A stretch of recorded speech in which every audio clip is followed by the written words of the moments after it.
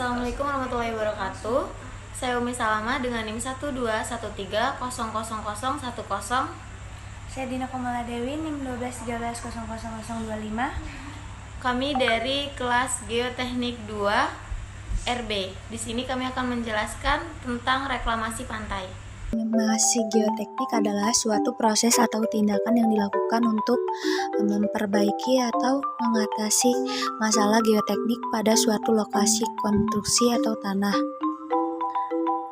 Reklamasi ini melibatkan penggunaan teknik-teknik khusus untuk meningkatkan kondisi geoteknik tanah agar sesuai dengan persyaratan teknis proyek konstruksi. Selanjutnya adalah penjelasan mengenai reklamasi geoteknik. Jadi proses dimulainya dengan geoteknik adalah mengidentifikasi masalah geoteknik yang ada pada lokasi proyek. Masalah ini bisa berupa tanah yang tidak stabil, penurunan tanah, settlement yang tidak diinginkan, erosi, atau masalah lainnya yang dapat mempengaruhi keamanan dan stabilitas konstruksi. Kemudian kita juga harus menganalisis tanah, yaitu dengan memahami lebih lanjut terhadap karakteristik tanah itu. Ini melibatkan pengujian tanah untuk menentukan parameter geoteknik seperti kekuatan geser, daya dukung, konsolidasi, dan lainnya. Setelah itu, hasil analisis ini digunakan untuk menentukan jenis reklamasi yang paling cocok. Kemudian memilih metode perbaikan. Setelah kita melakukan analisis tanah, selanjutnya kita memilih metode perbaikan yang sesuai. Metode ini dapat mencakup penggunaan bahan tambahan seperti grouting, penempatan kolom tanah, pemadatan tanah, atau penggunaan struktur penahan tanah.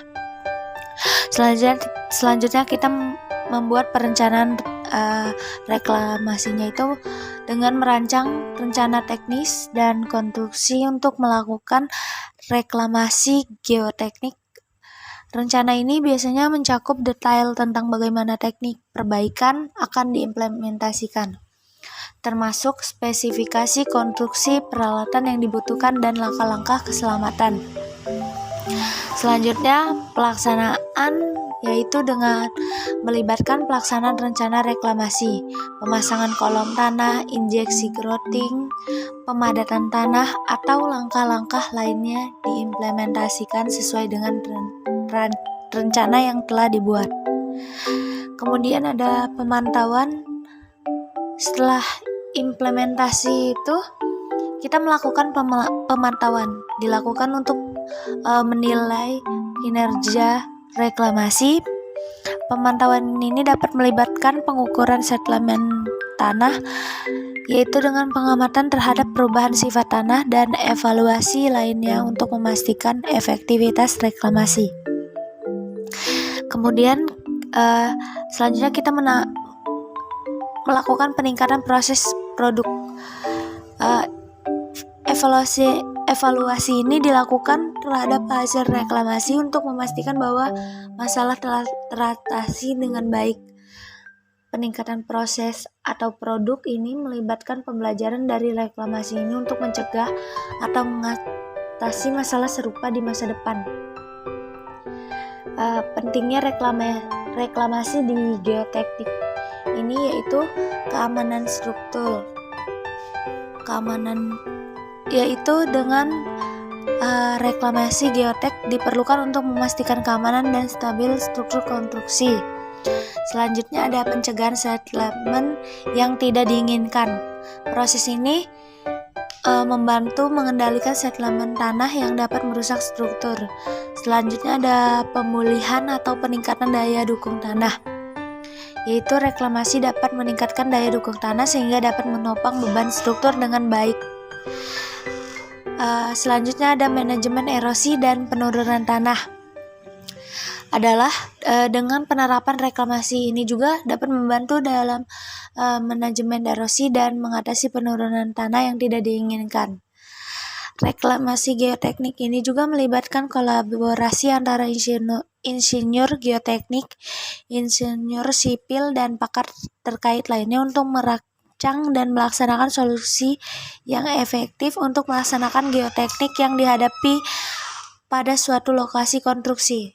Adapun study case dari reklamasi pantai yaitu stabilisasi tanah. Sebuah proyek konstruksi dihadapkan pada masalah tanah yang tidak stabil di lokasi tertentu. Tanah tersebut memiliki kekuatan geser yang rendah dan daya dukung yang tidak memadai.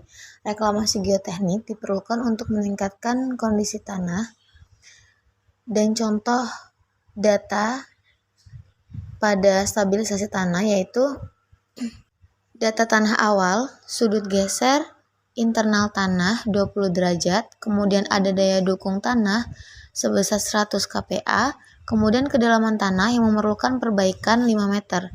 Kemudian metode perbaikan, pemasangan kolom grouting untuk meningkatkan kekuatan geser dan daya dukung tanah. Lalu adapun spesifikasi kolom grouting yaitu diameter kolom grouting 0,3 meter, kemudian jarak antar kolom 1 meter, dan kedalaman kolom grouting 5 meter. Volume total tanah yang perlu diperbaiki yaitu volume sama dengan luas dikali kedalaman, luas dikali D dikali S sama dengan 0,3 meter dikali 1 meter sama dengan 0,3 meter. Volume sama dengan 0,3 meter kuadrat dikali 5 meter sama dengan 1,5 meter kubik. Jadi volume total tanah yang perlu diperbaiki adalah 1,5 meter kubik. Yang kedua yaitu volume satu kolom grouting dengan rumus kolom sama dengan Pi dikali D per 2 kuadrat dikali H. Volume kolom sama dengan Pi dikali 0,3 meter per 2 kuadrat dikali 5 meter. Hitungannya dapat dilakukan untuk mendapatkan nilai volume satu kolom grouting itu sendiri. Perhitungan yang ketiga yaitu estimasi biaya bahan grouting. Jika harga per kubik meter grout adalah $100.000, maka biaya total bahan grouting dapat dihitung dengan mengalihkan volume total tanah yang perlu diperbaiki dengan harga per kubik meter grout. Dengan rumus biaya sama dengan volume total dikali harga grout biaya. Hitungannya dapat dilakukan untuk mendapatkan nilai estimasi biaya bahan grouting. Adapun beberapa kelebihan dari reklamasi geoteknik yaitu meningkatkan kestabilan tanah. Karena kestabilan tanah dapat mencegah settlement yang tidak diinginkan dan memastikan bahwa tanah memiliki daya dukung yang memadai untuk menopang beban struktur. Kemudian, pencegahan kerusakan struktur. Dengan merancang dan melaksanakan solusi reklamasi yang tepat dapat mencegah kerusakan struktur yang dapat disebabkan oleh tanah yang tidak stabil atau settlement yang berlebihan. Kelebihan selanjutnya yaitu peningkatan daya dukung. Reklamasi dapat meningkatkan daya dukung tanah, memungkinkan struktur untuk menahan beban dengan lebih efektif dan mencegah perubahan deformasi yang signifikan. Selanjutnya ada manajemen erosi. Dalam beberapa kasus, reklamasi geoteknik dapat membantu dalam manajemen erosi tanah, melindungi lahan dari erosi yang dapat merusak tanah dan struktur di atasnya. Kelebihan yang terakhir yaitu solusi yang berkelanjutan. Ada beberapa metode reklamasi geoteknik seperti penggunaan material tanah lokal dapat dianggap sebagai solusi berkelanjutan karena mengurangi kebutuhan akan bahan tambahan dari luar. Adapun beberapa kekurangan reklamasi geoteknik yaitu biaya yang tinggi. Pelaksanaan reklamasi geoteknik seringkali melibatkan biaya yang tinggi, terutama jika metode atau material khusus diperlukan untuk meningkatkan kualitas tanah.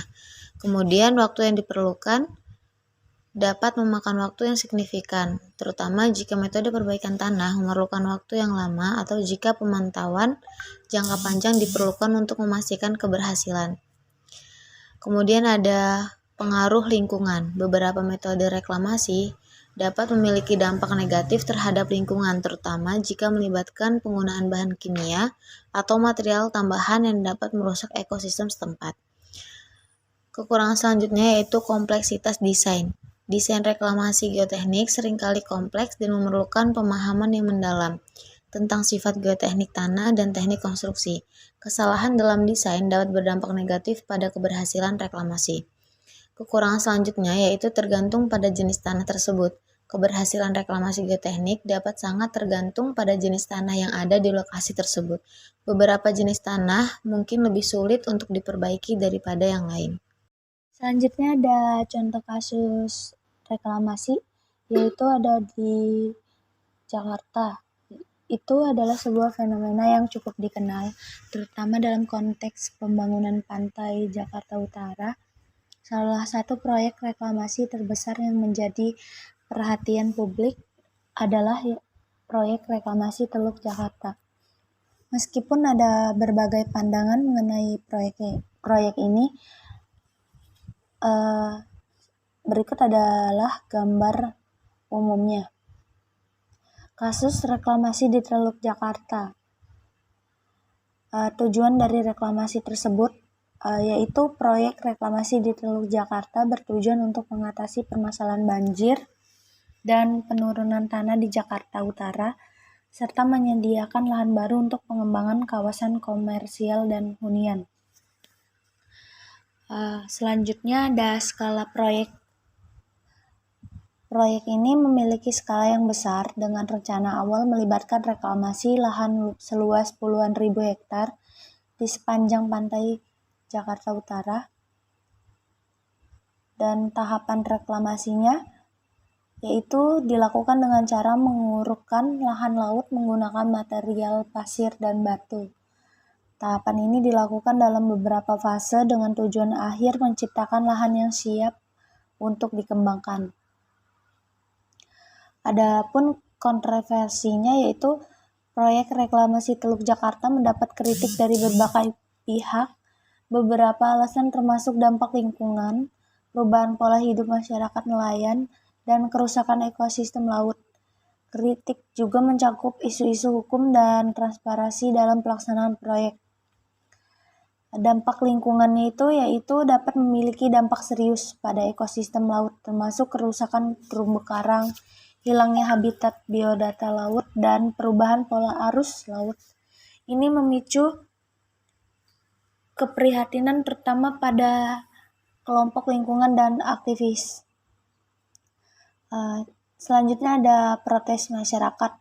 Sejumlah masyarakat itu khususnya nelayan tradisional melakukan protes terhadap proyek reklamasi ini karena proyek ini dapat mengubah pola hidup mereka dan mengancam mata pencarian tradisionalnya. Dalam aspek hukum, proyek reklamasi Teluk Jakarta ini juga melibatkan aspek hukum dan perubahan regulasi terkait pemanfaatan lahan reklamasi. Beberapa kasus hukum dan tuntutan muncul sebagai respon terhadap pelaksanaan proyek. Evaluasi dan penyesuaiannya itu seiring berjalannya waktu, proyek reklamasi ini mengalami beberapa penyesuaian dan evaluasi terkait dengan isu-isu yang muncul.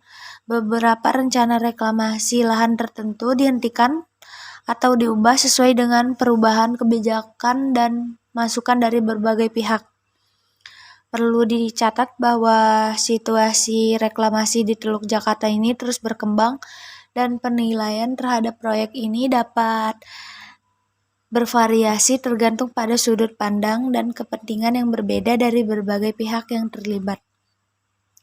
Reklamasi di Jakarta mencerminkan kompleksitas antara pembangunan infrastruktur, pelestarian lingkungan, dan dampak sosial yang harus dipertimbangkan dengan cermat. Dari jurnal yang dibaca, pengaruh jenis tanah terhadap kestabilan struktur embankment di daerah reklamasi. Jadi kegiatan reklamasi pantai akhir-akhir ini sering terjadi karena merupakan alternatif pilihan yang banyak dipilih untuk memperluas lahan dalam supaya penampung kegiatan pembangunan. Kebutuhan lahan yang dilakukan melalui reklamasi. Satu, kebutuhan lahan dengan mempertimbangkan harus dekat pantai, misalnya pelabuhan, kemungkinan berorientasi ke laut. Terus kemudian kedua, ada kebutuhan lahan dengan mempertimbangkan ingin dekat dengan pantai, misalnya perumahan eksklusif yang menetapkan perairan sebagai salah satu fasilitas pergerakan. Ketiga, ada kebutuhan lahan dengan pertimbangan akan memperbaiki kondisi pantai yang kumuh-kumuh, di mana kualitas dan kuantitas kehidupan pantai sudah relatif kurang memadai, maka reklamasi merupakan alternatif yang berkeinginan memperbaiki kondisi lingkungan pantai atau pengembalian kondisi semula pantai yang telah terabrasi. Kemudian ada keempat, kebutuhan lahan dengan mempertimbangkan lahan pembangunan di perkotaan sudah tidak memadai. Misalnya lahan perkotaan sudah dipenuhi atau pembangunan bangunan tertentu harus jauh dari lokasi pemukiman. Nah,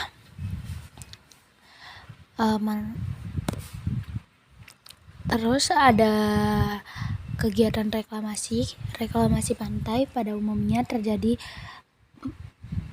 upaya penambah luas lahan dengan bentang pantai dan jarak tertentu ke arah perairan sesuai kebutuhan yang diinginkan. Daerah reklamasi dipengaruhi ukuran panjang, lebar, dan dalam perairan yang direklamasi menurut posisi wilayah. Terus ada mekanika tanah. Mekanika tanah adalah suatu cabang ilmu dari teknik yang mempelajari perilaku tanah dan sifatnya yang disebabkan oleh tegangan dan regangan akibat dari gaya-gaya bekerja. Kemudian ada jenis-jenis tanah. Itu ada pengelompokan jenis tanah dalam praktek itu yaitu tanah berbutir kasar adalah tanah sebagian besar butir-butir tanah berupa pasir dan kerikil. Kedua, tanah berbutir halus adalah tanah sebagian besar butir-butir tanahnya berupa lempung dan lanau. Ketiga, tanah organik adalah tanah yang cukup banyak mengandung bahan-bahan organik. Terus ada daya dukung tanah. Pada dasarnya daya dukung tanah adalah kemampuan tanah memikul tekanan atau tekanan maksimum yang diinginkan bekerja pada tanah pondasi. Kemudian ada penurunan tanah. Jika lapisan tanah dibebani, maka tanah akan mengalami regangan atau penurunan settlement. Regangan yang terjadi dalam tanah ini disebabkan oleh perubahannya susunan tanah maupun oleh pengurangan rongga, pori, atau air di dalam tanah tersebut. Dan ada perencanaan teknis dan biaya reklamasi lahan bekas penambangan batu bara. Menurut artikel yang saya baca, batu bara adalah bahan bakar fosil yang berasal dari batuan sedimen yang dapat terbakar dan terbentuk dari endapan organik dan terbentuk melalui proses pembatubaraan. Salah satu metode penambangan batu bara secara tambang terbuka yang diterapkan oleh perusahaan pertambangan di Indonesia yaitu metode open pit. Nah, setelah kegiatan penambangan pada suatu pit selesai, maka lahan bekas penambangan akan meninggalkan lubang bukaan. Nah, lubang bukaan tersebut dilakukan penimbunan kembali dengan material dari overburden pada pit yang ditambang selanjutnya. Setiap perusahaan yang melakukan kegiatan pertambangan wajib melaksanakan reklamasi.